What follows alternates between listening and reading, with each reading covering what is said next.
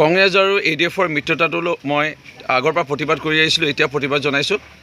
কিয়নো আমাৰ কংগ্ৰেছ দলৰ এটা 136 বছৰ পুৰণি এটা ৰাজনৈতিক দল, আমাৰ নিজৰ নেতাসকলৰ নিজৰ ওপৰত এটা ভৰসা থাকিব লাগিছিল।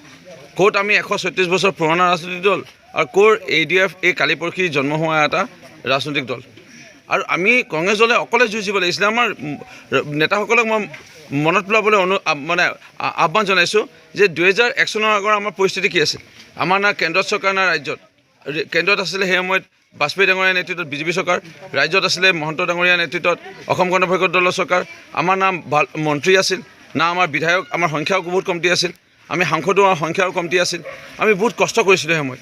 আমি গাঁৱে ভূঞে ঘূৰি আমাৰ প্ৰদেশ কংগ্ৰেছ কমিটিৰ সভাপতি সেই সময়ত তৰুণ গগৈ ডাঙৰীয়াৰ নেতৃত্বত আমি বহুত কষ্ট কৰি পেলাই গাঁৱে ভূঞে ঘূৰি আমি ৰাইজৰ আস্থা মৰম আশীৰ্বাদ বুটলিব সক্ষম হৈছিলোঁ। এতিয়া ক'ৰবাত কংগ্ৰেছ দলৰ সহজ উপায়েৰে ADFৰ মিত্ৰতা লৈ এনেকুৱাকৈ চৰকাৰ 2021 চনত গঠন কৰাৰ কথা চিন্তা কৰিছে। সেইবোৰ ভাবি লাভ নাই, কাৰণ যদি আমি কংগ্ৰেছ দলৰ ভাল হয়তো ভাল, আৰু যদি বেয়া হয় ইয়াৰ বাবে এই এজন নেতাই এই সিদ্ধান্তৰ ভুলৰ বাবে আমি যদি এনেকুৱা হওঁ।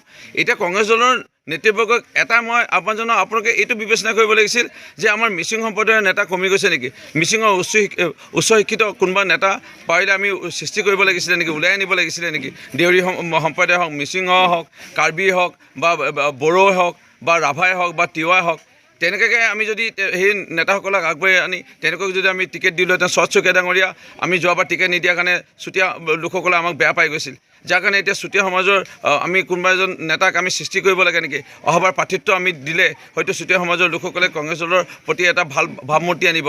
সেই চুতীয়া সমাজৰ কাক আমি সৃষ্টি কৰিলোঁ, এই মৰাণ বা মটক সম্প্ৰদায়ৰ এই কথাবোৰ চিন্তা কৰিব লাগিছিল। সেয়ে তেনে নকৰি ADFৰ লগত মিত্ৰতা কৰি পেলাই মানে নিজৰ ভৰি নিজে কোঠা মৰাৰ দৰে আমাৰ এটা কাম কৰিবলৈ আমি গৈ আছোঁ। ইয়াকে মই তীব্ৰ বিৰোধিতা কৰিছোঁ আৰু বিৰোধিতা কৰি যাম। প্ৰয়োজন সাপেক্ষে বেলেগ চৰম পন্থা ল'বলৈ কিন্তু বাধ্য হ'ম, তথাপিও ADFৰ লগত মিত্ৰতাটো মই বিৰোধিতা কৰি আছোঁ, কৰি যাম।